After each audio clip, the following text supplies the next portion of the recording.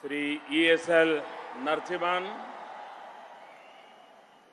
Chief Minister of Andhra Pradesh, Sri N. Chandrababu Naidu, Union Ministers of Science and Technology and Earth Science, Dr. Harshvardhan, Union Minister of State for Science and Technology and Earth Sciences, Sri Y.S. Chaudhary, General President of the Indian Science Congress Association, Professor D. Narayan Rao, Vice Chancellor of Sri Venkateshwar University, Professor A. Damodaran, distinguished delegates, ladies and gentlemen, I am delighted to begin the new year with distinguished scientists from home and abroad in the holy city of Tirupati.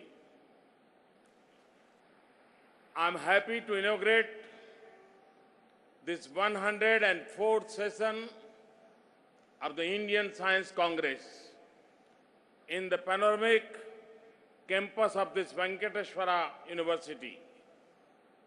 And I appreciate the Indian Science Congress Association for choosing an appropriate theme, science and technology for national development for this year's session.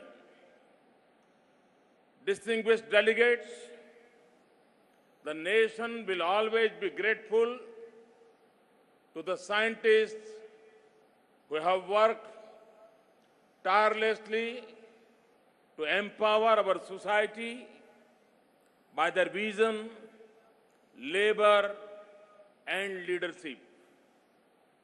In November 2016, the country lost one such eminent scientist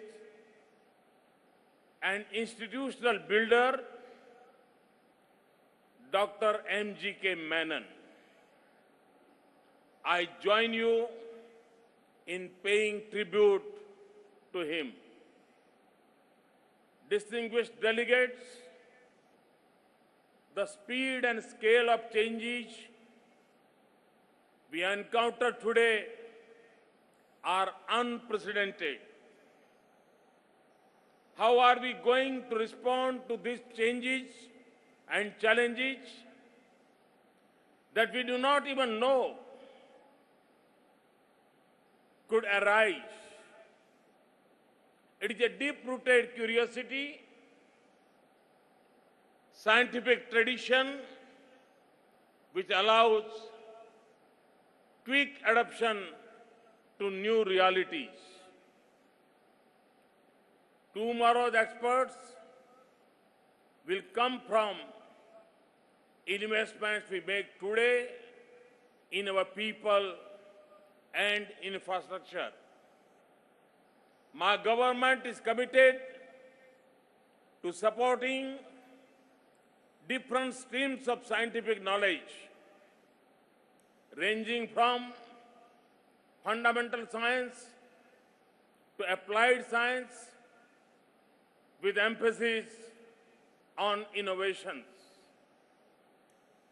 Distinguished delegates, in the last two sessions of the Science Congress, I presented before you several key challenges and opportunities for the nation.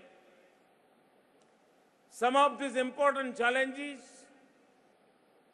are in the key sector of clean water and energy, food, environment, climate security, and healthcare. We equally need to keep an eye on the rise of disruptive technologies and be prepared to leverage them for growth. We need to clearly assess the challenges and opportunities for our technology readiness and competitiveness. I have been told that the technology vision 2035 document released in last year's Science Congress is now developing into a detailed roadmap for 12 key technology sectors. Further, Niti Aayog is evolving a holistic science and technology vision for the country. One important area that needs to be addressed is the rapid global rise of cyber physical systems. This has the potential to pose unprecedented challenges and stresses to our demographic dividend. But we can trust into a huge opportunity by research, training, and skilling in robotics, artificial intelligence, digital manufacturing, big data analysis, deep learning, quantum communication, and Internet of Things. There is a need to develop and exploit these technologies in services and in manufacturing sectors, in agriculture, water, energy, traffic management, health environment, infrastructure and geo-information systems, security, financial systems, and in combating crime.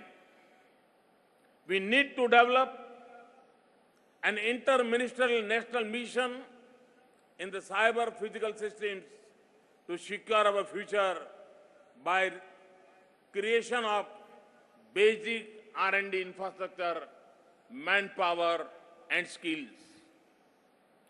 Distinguished ladies and gentlemen, the oceans that surround the Indian peninsula have over 1,300 of our islands. They also give us a 7,500 kilometer coastline and 2.4 million square kilometers of exclusive economic zone. They contain enormous opportunities in energy, food, medicine, and a host of other natural resources. The ocean economy could be a significant dimension of our sustainable future. I am told that the Ministry of Earth Sciences is working to launch a deep ocean mission to explore, understand, and harness these resources in a responsible way. This could be a transformative step for the prosperity and security of the nation. Distinguished delegates, our base science and technology institutions should further strengthen their basic research in line with leading global standards. Translating this basic knowledge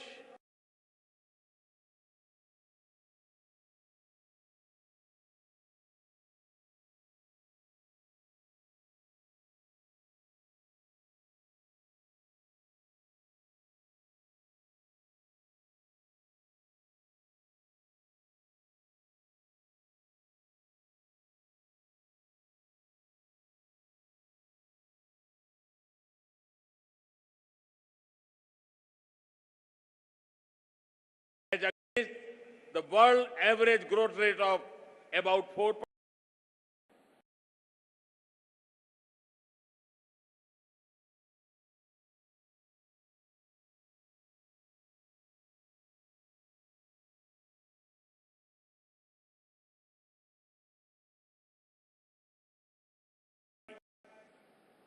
By 2030, India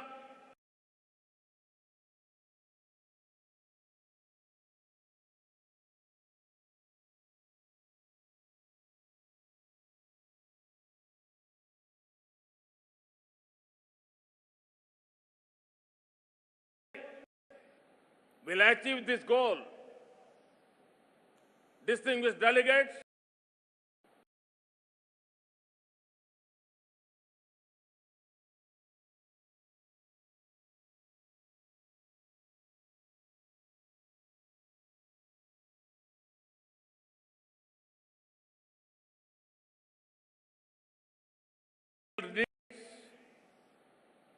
we must address the problems of urban-rural divide and work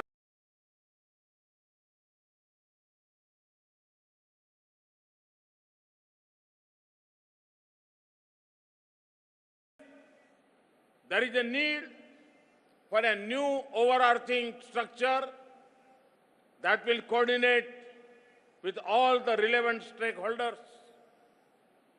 Our ability to mount and execute large national missions requires effective partnership that integrate with a large stakeholders base. The effectiveness of these missions can be ensured only by getting out of our deep-rooted silos and adopting a collaborative approach which is essential to address our multifarious development challenges rapidly and effectively. Our ministries, our scientists, R&D institutions, industries, startups, universities, and IITs all should work together seamlessly. In particular, our infrastructure and socio-economic ministries must make appropriate use of science and technology. Our institution could consider inviting outstanding scientists from abroad, including NRIs, for long-term research associations. We should involve foreign and NRI PhD students in postdoctoral research in our projects. Another empowering factor for scientific delivery is the ease of doing science. If we want science to deliver, we must not constrain building a strong science and technology infrastructure that is accessible to academia, startups, industry, and R&D labs is a priority for the government. We need to address the problems of ease of access, maintenance, redundancy, and duplication of expensive equipment in our scientific institutions. The need of establishing professionally managed large regional centers in PPP model housing high-value scientific equipment should be examined. On the lines of corporate social responsibility, the concept of scientific social responsibility needs to be introduced to connect our leading institutions to all stakeholders, including schools and colleges. We must create an environment for sharing of ideas and resources. The brightest and best in every corner of India should have the opportunity to excel in science. This will ensure that our youth get high-end training exposure to the best of science and technology to make them job-ready in a competitive world. To this end,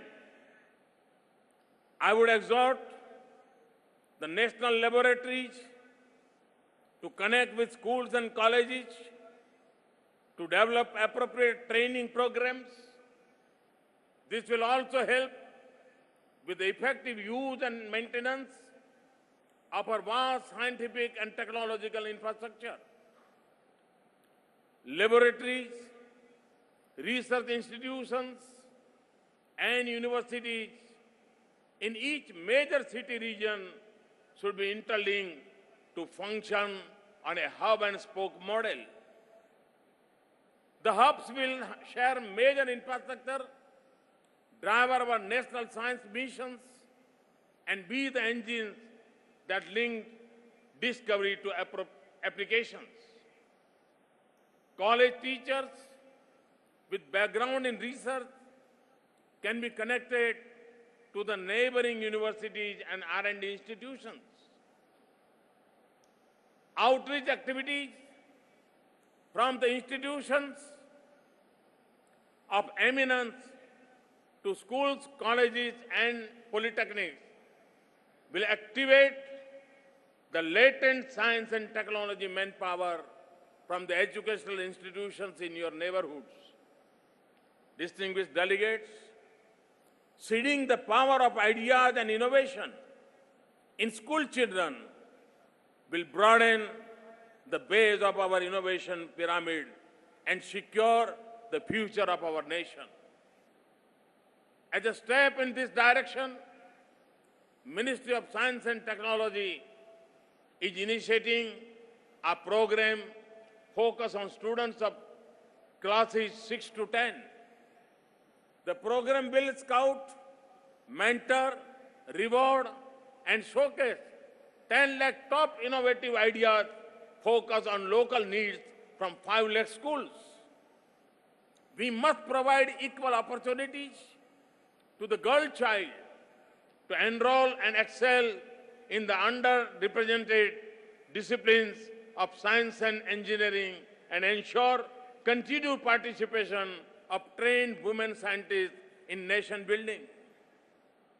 Distinguished delegates, for a large and diverse country like India, technology needs to span a wide range from advanced space, nuclear, and defense technologies to rural development needs in providing clean water, sanitation, renewable energy, community health, etc. While we excel globally, we also need to develop local solutions that fit our unique context. There is a need to develop appropriate micro-industry models for the rural areas that use local resources and skills to meet the local needs and generate local enterprise and employment. For example, we should develop a host of technologies based on efficient co-generation for clusters of villages and semi-urban areas. This technology should aim to convert agri and bio-waste to satisfy multiple needs of electricity, clean water, crop processing, and cold storage. Distinguished delegates, the role of science in planning, decision-making, and governance has never been more important. We need to develop and deploy geo-information systems to meet the development goals of our citizens, gram panchayat, districts, and states. A coordinated efforts by the Survey of India, ISRO, and the Ministry of Electronics and Information Technology can be a transformative. For sustainable development, we must take strong measures to focus on waste-to-wealth management in the critical areas of electronic waste, biomedical and plastic waste, and solid waste and wastewater solutions. We are scaling up R&D on clean carbon technologies, technologies for enhancement of energy efficiency, and increase and efficient use of renewable energy. Focus on environment and climate remains our priority to ensure sustainable development. Our strong scientific community can also effectively address our unique challenges. For example, can we find farmer-centric solutions to the problem of crop burning? Can we redesign our big kilns for reduced emissions and greater energy efficiency? Science and technology is a key factor in the Startup India program launched in January 2016. Two other strong initiatives are Atal Innovation Mission and NIDHI, the National Initiative for Development and Harnessing Innovations. This program focusing building an innovation-driven enterprise ecosystem. Further, public-private partnerships with CII, FICCI, and high-technology private companies are being pursued to strengthen the innovation ecosystem. Distinguished delegates, our scientists have contributed strongly to the strategic vision of the nation. The Indian space program has put India among the top space-faring nations. We have achieved a high degree of self-sufficiency in space technology, including launch vehicle development, payload, and satellite building applications for development and the building of core competence and capacity. The defense, research and development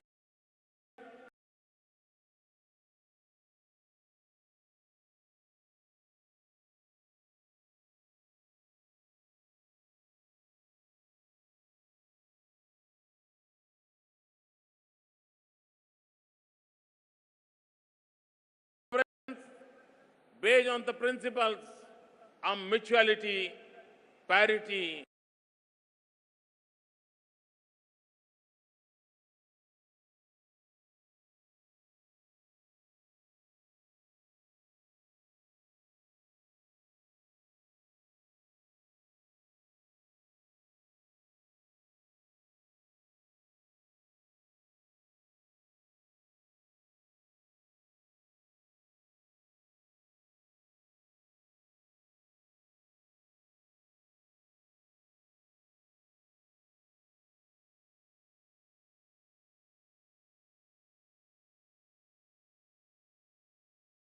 into Uttarakhand made with Indo-Belgian collaboration.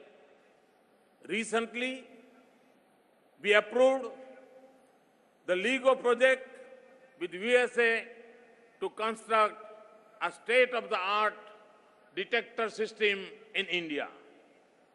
Distinguished, I wish to reiterate that the government remains committed to provide the best support to our scientists and scientific institutions. I'm sure that our scientists will scale up their efforts ranging from the quality of basic science to technology development to innovation. Let science and technology become a strong tool of inclusive development and betterment of the weakest and poorest segments of our society. Together, we will prevail to make a just, equitable, and prosperous nation. Jai Hind. Thank you.